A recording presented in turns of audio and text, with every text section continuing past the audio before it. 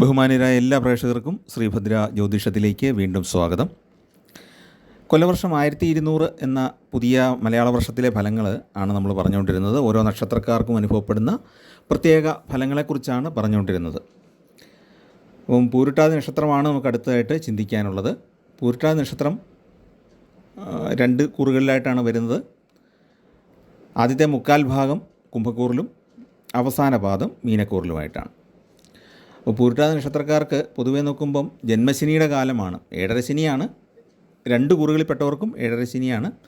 അതിൽ കുംഭക്കൂറുകാർക്ക് ജന്മശനിയാണ്. അപ്പം മുക്കാൽ ഭാഗമോടെ വരുന്നതുകൊണ്ട് അത് പ്രധാനമാക്കി നമുക്ക് ചിന്തിച്ച് നോക്കുമ്പം ജന്മശനി കുറേ തടസ്സങ്ങളൊക്കെ ഉണ്ടാക്കും. വർഷത്തിൻ്റെ തുടക്കത്തിൽ ശനി വക്രസഞ്ചാരത്തിലാണ്.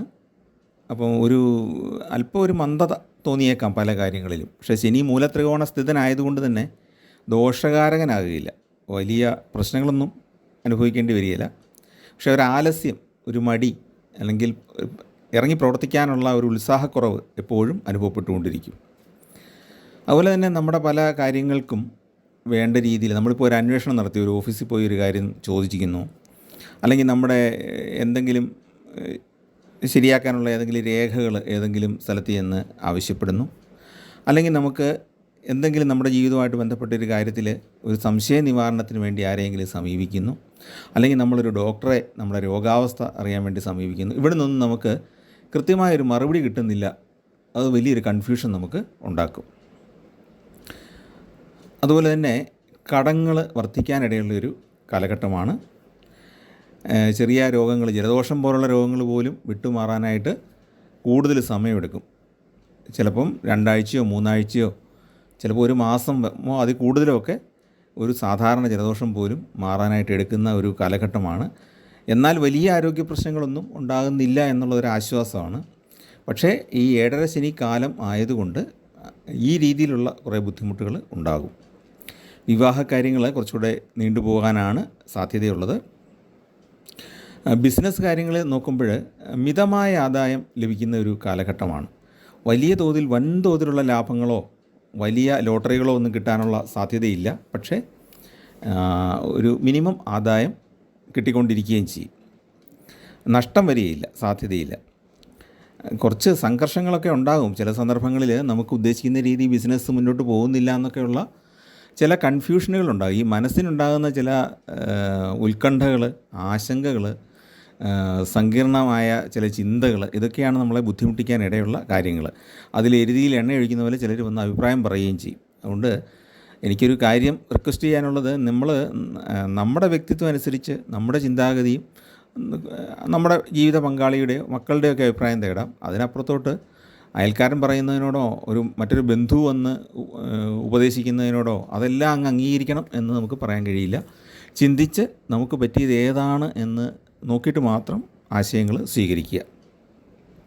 പിന്നെ ഒന്നിലേറെ മാർഗങ്ങളിലൂടെ ധനം കണ്ടെത്താൻ സാധിക്കുന്നതാണ്. മീനക്കൂറിൽപ്പെട്ട ആൾക്കാരെ സംബന്ധിച്ചിടത്തോളം വ്യാപാരം സാമാന്യം ഗുണകരമായിട്ട് പോകുന്നതാണ്. എന്നാൽ ചില നഷ്ടങ്ങളും അവർക്ക് വരാം. മീനക്കൂറിൽ വരുന്ന പൂരിട്ടാതി നക്ഷത്രക്കാർക്ക് ഒരു മകരമാസമൊക്കെ കഴിയുമ്പോഴത്തേക്കും കൂടുതൽ സൽഫലങ്ങൾ കൂടി വരാനാണ് സാധ്യതയുള്ളത്. പിന്നെ വ്യാഴം വ്യാഴത്തിൻ്റെ നോക്കുമ്പം 4ലാണ് വ്യാഴം വർഷാദ്യം സഞ്ചരിക്കുന്നത്. വർഷത്തിൻ്റെ മധ്യഭാഗത്തോടടുത്ത് അല്ലെങ്കിൽ മധ്യഭാഗം കഴിഞ്ഞാലുടനെ വ്യാഴം മിഥുനത്തിലേക്ക് മാറുന്നതാണ്, 5ലേക്ക് മാറും. ആ സമയത്ത് സന്താനങ്ങൾക്ക് ഗുണം, ബുദ്ധിപരമായിട്ട് കുറച്ചുകൂടെ നല്ല രീതിയിൽ പ്രവർത്തിക്കാൻ സാധിക്കുക, ഇതൊക്കെ ഉണ്ടാകും. 4ൽ വ്യാഴം സഞ്ചരിക്കുന്ന സമയം അത്ര ഗുണകരമല്ല. അതുപോലെ തന്നെ ഈ മീനക്കൂറിൽപ്പെട്ട പൂരിട്ടാതി അവസാന പാദത്തിൽപ്പെട്ടവർക്ക് കുറച്ചുകൂടെ ബുദ്ധിമുട്ടാണ്. കാരണം വ്യാഴം 3ലാണ്. 3ൽ വ്യാഴം എന്ന് പറയുന്നത് അത്ര ഗുണകരമായ ഒരു അവസ്ഥയല്ല. അപ്പോൾ അതുകൊണ്ട് അവർക്ക് ധനപരമായിട്ടും സഹോദരങ്ങളുമായിട്ടുള്ള ചില അഭിപ്രായ വ്യത്യാസങ്ങളൊക്കെ ഉണ്ടാകാനുള്ള സാധ്യതയും ഉണ്ട്. പിന്നെ വ്യാഴം 4ലേക്ക് മാറുമ്പോൾ ആ ഒരവസ്ഥ മാറിക്കിട്ടുന്നതാണ്. എങ്കിലും ദാമ്പത്യത്തിൽ ആ സമയത്ത് അഭിപ്രായ വ്യത്യാസങ്ങൾ അവർക്ക് നേരിടേണ്ടി വന്നേക്കാം.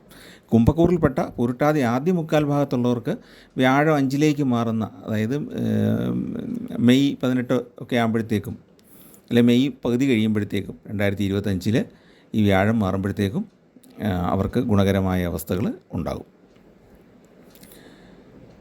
പിന്നെ കുംഭക്കൂറിൽ പെടുന്ന പൂരിട്ടാതിക്കാരെ സംബന്ധിച്ച് ഈ ശനി 2ലേക്കാണ് ആ സമയത്ത് വരുന്നത്. മാർച്ച് 29 ആകുമ്പോഴത്തേക്കും ശനി അവരുടെ ധനഭാവമായ 2ലേക്ക് കിടക്കും. അപ്പോൾ 2ൽ ശനി എന്ന് പറയുന്നത് ധനത്തിന് മുടക്കം വരുത്തുമെന്നാണ് പറയുന്നതെങ്കിലും ഈ പൂരിട്ടാതി നക്ഷത്രത്തിൻ്റെ ആദ്യ മുക്കാൽ ഭാഗത്തിൽപ്പെടുന്നവർ ശനിയുടെ രാശിയായ കുംഭത്തിലാണ് ഉൾപ്പെടുന്നത്. അപ്പോൾ അതുകൊണ്ട് തന്നെ കുംഭക്കൂറുകാരെ സംബന്ധിച്ച് ശനി വലിയ ദോഷമൊന്നും ചെയ്യില്ല. മൂലത്രികോണ ക്ഷേത്ര സ്ഥിതനാണ്. അപ്പം ഈ മൂലത്രികോണത്തിൽ നിന്ന് ഇനി 2ലേക്ക് മാറിയാലും അത് വ്യാഴത്തിൻ്റെ രാശിയാണ്. സമക്ഷേത്രമായതുകൊണ്ട് തന്നെ വലിയ മാരക ദോഷങ്ങളൊന്നും ഉണ്ടാകുകയില്ല. എന്നാൽ ആരോഗ്യപരമായിട്ടുള്ള കുറച്ച് ബുദ്ധിമുട്ടുകൾ ആ സമയത്ത് നേരിടേണ്ടി വരും. പിന്നെ കുറച്ച് അധിക ചിലവുകൾ ഉണ്ടാകും. പക്ഷേ വലിയൊരു ദാരിദ്ര്യത്തിലേക്ക് നമ്മളെ തള്ളിവിടുന്ന ഒരു ബുദ്ധിമുട്ട് ശനിയുടെ ഈ മാറ്റം കൊണ്ട് അത്ര ഭീകരമായ രീതിയിലൊന്നും ഉണ്ടാകുകയില്ല. പിന്നെ രാഹു ഈ മെയ് മാസം ആകുമ്പോഴത്തേക്കും മീനത്തിൽ നിന്ന് പുറകോട്ട് നീങ്ങി കുംഭത്തിലേക്ക് വരും. അതായത് പൂരിട്ടാതി ആദ്യ മുക്കാൽ ഭാഗത്തുള്ളവരുടെ കുംഭക്കൂറിൽപ്പെട്ടവരുടെ ജന്മക്കൂറിലേക്ക് രാഹു വരും. ആ സമയത്ത് പെട്ടെന്ന് ധനം കിട്ടുന്ന ചില കാര്യങ്ങളൊക്കെ ഉണ്ടാകും ജീവിതത്തിൽ. പക്ഷേ ആ ധനം അധികം നിലനിൽക്കുകയില്ല. ചിലവും അതുപോലെ തന്നെ വർദ്ധിക്കും. അതുപോലെ കേതു കന്നിയിൽ നിന്ന് ചിങ്ങത്തിലേക്ക് മാറും. പിന്നെ ഇനി നമുക്ക് കുറച്ചുകൂടെ വിശദമായിട്ട് നോക്കാം. ഈ 7ര ശനിയുടെ ഒരു മോശാവസ്ഥയാണ് എന്ന് പറഞ്ഞല്ലോ. എന്നാൽ വലിയ ഭീകരമായ അവസ്ഥയല്ല എന്നും പറഞ്ഞു. എങ്കിൽ പോലും ഈ അനാവശ്യമായ വാക്കുതർക്കം മൂലമുള്ള മനോദുഃഖം ഒക്കെ ഉണ്ടാകും. പിന്നെ നമ്മളുമായിട്ട് വളരെ അടുപ്പമായിട്ടിരുന്ന പലരും അകന്നു പോകുന്നത് ഈ സമയത്ത് അനുഭവപ്പെടേണ്ടി വരും. ചിലപ്പോൾ ഈ വേർപാട് എന്ന് പറയുന്നത് നമ്മുടെ ജാതകത്തിലെ കാര്യങ്ങളുടെ അനുസരിച്ചാണ്.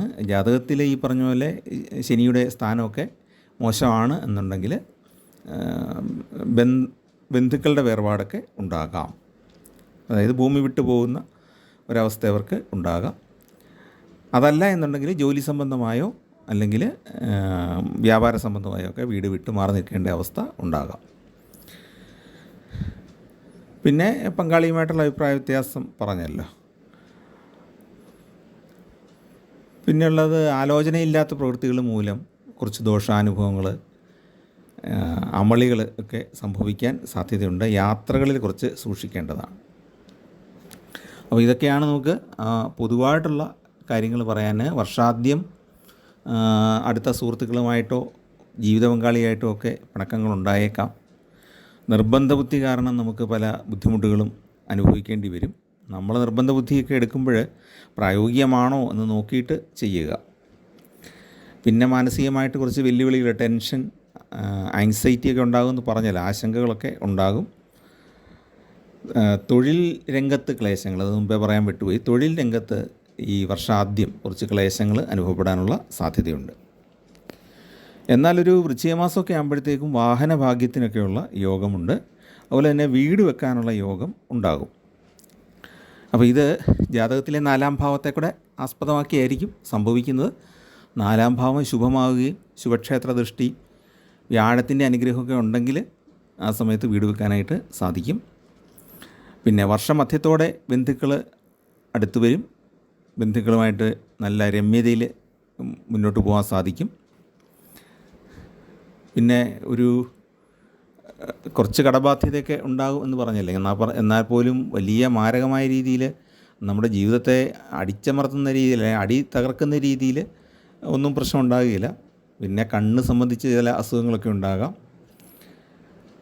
കാൽമുട്ടിന് വേദന പ്രശ്നങ്ങളൊക്കെ ഉണ്ടാകാനുള്ള സാധ്യതയുണ്ട്. വിഷു ഒക്കെ ആകുമ്പോഴത്തേക്കും സാമ്പത്തിക ബുദ്ധിമുട്ടുകൾ നന്നായിട്ട് കുറയും. രോഗങ്ങൾക്കൊക്കെ കുറവ് വരും. വിഷുവിന് ശേഷം ബന്ധുജനങ്ങളുമായിട്ട് രമ്യതയിൽ തന്നെ പോകാനായിട്ട് സാധിക്കും. വർഷാവസാനം ആകുമ്പോഴത്തേക്കും ഈ കുറച്ച് ബന്ധങ്ങളിൽ കുറച്ച് വിള്ളലുകൾ ഉണ്ടാകാനുള്ള സാധ്യതയുണ്ട്. അതിന് കാരണം എന്താണ്? പുരുഷന്മാരെ സംബന്ധിച്ചിടത്തോളം അന്യ സ്ത്രീ ബന്ധം ഉണ്ടാകാനുള്ള സാധ്യത എന്ന് പറഞ്ഞാൽ മറ്റൊരു സ്ത്രീയുമായിട്ട് കൂടുതൽ സൗഹൃദത്തിന് പോവുക. സ്ത്രീകളാണ് ഈ പൂരിട്ടാതി വരുന്നതെങ്കിൽ അവർക്കും ഇത് തന്നെ, അവർക്ക് മറ്റ് ചില സൗഹൃദ ബന്ധങ്ങളുണ്ടാകാം. അത് കുടുംബ ബന്ധത്തിൽ കുറച്ച് ബുദ്ധിമുട്ടുകൾ സൃഷ്ടിക്കും. എങ്ങനെയാണെങ്കിൽ ശുക്രൻ്റെ സ്ഥാനം ജാതകത്തിൽ ഈ രീതിയിലാണെങ്കിൽ, ദോഷകരമായിട്ടാണ് നിൽക്കുന്നതെങ്കിൽ ഈ ഒരു സമയത്ത് കുറേയേറെ മാനസിക ബുദ്ധിമുട്ടുകളുണ്ടാകും. അപ്പോൾ ബന്ധമെന്ന് പറയുമ്പോൾ ഈ മറ്റൊരു സ്വന്തം കുടുംബം വിട്ടുപോകുന്നു എന്നുള്ളതല്ല പറഞ്ഞത്, ഫോണിൽ കൂടെയുള്ള ചാറ്റോ അല്ലെങ്കിൽ മെസ്സേജ് അയക്കലോ അങ്ങനെയൊക്കെയുള്ള ബന്ധങ്ങളാണ്. അല്ലെങ്കിൽ വേറൊരു രീതിയിൽ അവരുമായിട്ട് കൂടുതൽ പങ്കാളിയേക്കാൾ കൂടുതൽ മറ്റേ പുതിയ സുഹൃത്തുമായിട്ട് സമയം ചെലവഴിക്കുന്ന അവസ്ഥയോ അങ്ങനെ, അതൊക്കെ കുടുംബജീവിതത്തിൽ കുറച്ച് സംഘർഷങ്ങൾ ഉണ്ടാക്കാനുള്ള സാധ്യതയുണ്ട്. അതാണ് വർഷാവസാനം. പിന്നെ സന്താനങ്ങളിൽ നിന്നും പ്രതികൂലമായ ചില സംസാരങ്ങളൊക്കെ ഉണ്ടാകാനുള്ള സാധ്യത ഉണ്ട്. കർക്കിടക മാസത്തോട് അടുത്ത് ജീവിത പങ്കാളിക്ക് എന്തെങ്കിലും രോഗങ്ങളൊക്കെ പിടിപെട്ടേക്കാം. മനസ്വസ്ഥത കുറയും വീട്ടിൽ. കേസുകളിലൊക്കെ അത്ര വിജയമുണ്ടാകണം എന്നില്ല, പ്രതികൂല സാഹചര്യങ്ങളും ഉണ്ടാകാം. എന്നാൽ പൊതുവേ സാമ്പത്തികമായിട്ട് നോക്കുമ്പോൾ നേരത്തെ പറഞ്ഞ പോലെ കുംഭക്കൂറിൽപ്പെട്ടവർക്ക് 5-ൽ വ്യാഴം വരുന്നതിൻ്റേതായ ഗുണം കിട്ടും. മീനക്കൂറിൽപ്പെട്ട പുരുട്ടാതിക്കാർക്ക് 4-ലാണ് വ്യാഴം എത്തുന്നത് എന്നുള്ളത് കൊണ്ട് തന്നെ അവർക്ക് പൂർണ്ണമായിട്ടുള്ള ഗുണം കിട്ടുകയില്ല. ഈ പറഞ്ഞ പോലെ ദാമ്പത്യത്തിൽ ചില കല്ലുകടികളൊക്കെ ഉണ്ടാകും എന്നാണ് പറയാവുന്നത്. പിന്നെ പദവിയിൽ ഒരു വ്യത്യാസം, സ്ഥാനമാറ്റമോ അല്ലെ പ്രമോഷൻ കിട്ടിയാൽ പോലും ഒരു സ്ഥലം മാറ്റം കൂടി അതിൻ്റെ കൂടെ കിട്ടുക, ഇങ്ങനെയുള്ള കുറേ കാര്യങ്ങളും ഈ വർഷത്തിൻ്റെ മധ്യത്തിന് ശേഷം സംഭവിക്കാനുള്ള സാധ്യതയുണ്ട്. പിന്നെ അടുത്ത ബന്ധുക്കളിൽ നിന്നും ചില ശത്രുതാപരമായ പ്രവർത്തനങ്ങൾ വർഷാവസാനം ഉണ്ടാകാം, അല്ലെങ്കിൽ വർഷമധ്യത്തിന് ശേഷം ഉണ്ടാകാനുള്ള സാധ്യതയുണ്ട്. എന്നാൽ പുതുവസ്ത്രലാഭം, ഗൃഹലാഭം, വാഹനലാഭം തുടങ്ങിയ ചില ഗുണങ്ങളും ഈ സമയത്ത് ഉണ്ടാകും. പിന്നെ വ്യാഴമാറ്റ സമയത്ത് കുടുംബത്തിൽ അഭിവൃദ്ധി ഉണ്ടാകാനിടയുള്ള സമയമാണ്. എങ്കിലും ചില ആളുകളുടെ അസൂയയ്ക്ക് പാത്രമാകേണ്ടി വരും. നമ്മുടെ ദോഷകാലമൊക്കെ മാറിയിട്ട് കുറച്ചൊന്ന് പച്ച പിടിക്കുമ്പോൾ ചില ആളുകൾ അസൂയപ്പെടും. അപ്പോൾ അതാണ് ഒരു വ്യാഴമാറ്റത്തിൻ്റെ സമയത്ത്, അതായത് മെയ് മാസം പകുതിക്ക് ശേഷം, 2025 മെയ് മാസം പകുതിക്ക് ശേഷം ഒന്ന് ശ്രദ്ധിക്കേണ്ട സമയം. ശനിയുടെ മാറ്റ സമയത്ത് വ്യവഹാര പരാജയങ്ങളൊക്കെ ഉണ്ടാകാം. ബന്ധുജനങ്ങളുമായിട്ട് അഭിപ്രായ വ്യത്യാസം ഉണ്ടാകാനുള്ള സാധ്യതയുണ്ട്. രാഹു കേതു മാറ്റത്തിൻ്റെ സമയത്ത് നല്ലതല്ലാത്ത, നേർവഴിക്കുള്ളതല്ലാത്ത കാര്യങ്ങളിൽ താല്പര്യം ഉണ്ടാകും. അത്തരം ആളുകളുമായിട്ട് കൂട്ടുകൂടാനൊക്കെയുള്ളൊരു പ്രവണത ഉണ്ടാകും. അപ്പോൾ ഇതൊക്കെ പറയുന്നത് ഒരു അറിയിപ്പ് എന്ന് വിചാരിച്ചാൽ മതി. ജ്യോതിഷത്തിൻ്റെ പർപ്പസും അതാണല്ലോ, നേരത്തെ മുൻകൂട്ടി സൂചനകൾ കൊടുക്കുക എന്നുള്ളതാണ്. അപ്പോൾ അങ്ങനെയുള്ള സാഹചര്യങ്ങൾ വരുമ്പം വളരെ സൂക്ഷിച്ച് മാത്രം കൈകാര്യം ചെയ്യുക. കഴിയുന്നതും നമുക്ക് വിഹിതമല്ലാത്ത കാര്യങ്ങളിൽ നിന്നൊക്കെ ഒഴിവാകുന്നതാണ് നമ്മുടെ ജീവിത സുരക്ഷിതത്വത്തിനും സന്തോഷത്തിനുമൊക്കെ നല്ലത്. പ്രത്യേകിച്ച് കുടുംബജീവിതമായിട്ട് നല്ല ഒരു കുടുംബജീവിതം ആഗ്രഹിക്കുന്ന ആളുകൾ മറ്റു ബന്ധങ്ങളിൽ നിന്നൊക്കെ ഒഴിഞ്ഞു നിൽക്കുക. അത്യാവശ്യം മാന്യമായ ഒരു രീതിയിലുള്ള സൗഹൃദങ്ങളൊക്കെ മതിയാകും. പിന്നെ ഇനിയിപ്പം നമുക്ക് നോക്കേണ്ടത് പരിഹാരങ്ങളാണ്. പരിഹാര കാര്യങ്ങൾ നോക്കുമ്പോൾ പിന്നെ ബുധദശ, ശുക്രദശ, ചന്ദ്രദശ, ഈ 3 ദശകളിലുള്ളവർ ക്ഷേത്രദർശനം നടത്തുക, പരിഹാരങ്ങൾ ചെയ്യുക. വ്യാഴത്തെ പ്രീതിപ്പെടുത്തുന്ന വഴിപാടുകൾ പ്രധാനമായിട്ടും ചെയ്യേണ്ടതാണ്. കാരണം ഒരു കുംഭക്കൂറുകാർക്ക് 4-ലും മീനക്കൂറുകാർക്ക് 3-ലുമാണ് പിന്നെ വ്യാഴം വർഷത്തിൻ്റെ ആദ്യം സഞ്ചരിക്കുന്നത്. അപ്പോൾ ആ സമയത്ത് അവർ പരിഹാരം തേടേണ്ടതാണ്. പിന്നെ കുംഭക്കൂറുകാർ ശാസ്താവിനെ പ്രത്യേകമായിട്ട് പ്രീതിപ്പെടുത്തേണ്ടതാണ്. മീനക്കൂറുകാർ മഹാവിഷ്ണുവിനെ പ്രീതിപ്പെടുത്തുക. പൂരുട്ടാതിയും വ്യാഴാഴ്ചയും ചേർന്ന് വരുന്ന ദിവസം വിഷ്ണു ഭജനം നടത്തുന്നത് ഏറ്റവും നല്ലതാണ്. പൂരുട്ടാതിയും അതിൻ്റെ അനുജന്മ നക്ഷത്രങ്ങളായ പുണർതം, വിശാഖം നക്ഷത്രങ്ങളിൽ ക്ഷേത്ര ദർശനം നടത്തുന്നത് ഏറ്റവും നല്ലതാണ്. അപ്പം വിഷ്ണു ഭഗവാനും ശാസ്താവിനും വഴിപാടുകൾ ചെയ്യുക എന്നുള്ളതാണ് ഏറ്റവും പ്രധാനം. ശാസ്താവിന് നീരാഞ്ജനമോ നെയ്വിളക്കോ തുളസിമാലയോ തുളസിപ്പൂക്കൾ കൊണ്ട് അർച്ചനയോ ശംഖുപുഷ്പം കൊണ്ട് അർച്ചനയോ ഒക്കെ നമ്മുടെ എവിടെയാണ് നമുക്ക് ബുദ്ധിമുട്ട് എന്ന് തോന്നുന്നതനുസരിച്ച് ഓരോ ക്ഷേത്രത്തിലും വിഹിതമായ വഴിപാടുകളുണ്ട്, നിശ്ചയിച്ചിട്ടുള്ള വഴിപാടുകളുണ്ട്. ആ വഴിപാടുകൾ ഏതെങ്കിലും ചെയ്യുക. പിന്നെ ശനിപ്രീതിക്കായിട്ടുള്ള കാര്യങ്ങൾ നവഗ്രഹ ക്ഷേത്രത്തിൽ പ്രത്യേകമായിട്ട് ചെയ്യാവുന്നതാണ്. പിന്നെ കാക്കയ്ക്ക് എള്ള് ചേർത്ത ചോറ് കൊടുക്കുന്നതും ഈ സമയത്ത് നല്ലതാണ്. പിതൃപ്രീതിക്ക് നല്ലതാണ്. പിന്നെ മഹാദേവനെ ഭജിക്കുന്നത് അസുഖങ്ങൾ മാറാനായിട്ട് നല്ലതാണ്. നമ്മുടെ അസുഖമാണെങ്കിലും ജീവിത പങ്കാളിയുടെ അസുഖമാണെങ്കിലും അത് മാരകമാകാതെ അല്ലെങ്കിൽ ബുദ്ധിമുട്ട് പിടിച്ചൊരവസ്ഥയിലേക്ക് പോകാതെ ഹോസ്പിറ്റലൊന്നും പോയി കിടക്കേണ്ടി വരാതെ മാറിപ്പോകാനായിട്ട് ശിവനെ അഭയം പ്രാപിക്കുക. ശിവപാർവതി ക്ഷേത്രത്തിൽ വഴിപാടുകൾ ചെയ്യുന്നതും ഉത്തമമാണ്. ദാമ്പത്യ ബന്ധത്തിലുള്ള ആ എതിർപ്പുകളൊക്കെ അല്ലെങ്കിൽ പരസ്പര ധാരണക്കുറവൊക്കെ മാറിയിട്ട് ഐക്യത്തോടെ മുന്നോട്ട് പോകാൻ അത് സഹായിക്കുന്നതാണ്. അപ്പോൾ ഈ പരിഹാരങ്ങളൊക്കെ ചെയ്താൽ വളരെ സുന്ദരമായിട്ട് മുന്നോട്ട് പോകാം. പഠിക്കുന്ന വിദ്യാർത്ഥികൾ സുബ്രഹ്മണ്യ സ്വാമിയെ ഒന്ന് ദർശിച്ച് ഒരു പഞ്ചാമൃതം ഒന്ന് സമർപ്പിക്കുക, എന്നിട്ടത് വാങ്ങിച്ച് കഴിക്കുക. വഴിപാടായിട്ട് നമുക്ക് പ്രസാദമായിട്ട് കിട്ടുന്ന ആ പഞ്ചാമൃതം വാങ്ങിച്ച് സേവിക്കുക. നിങ്ങൾക്ക് അത്ഭുതകരമായ പുരോഗതി വിദ്യാഭ്യാസ കാര്യത്തിൽ ഉണ്ടാകും. അപ്പോൾ അതൊന്ന് ചെയ്യുക.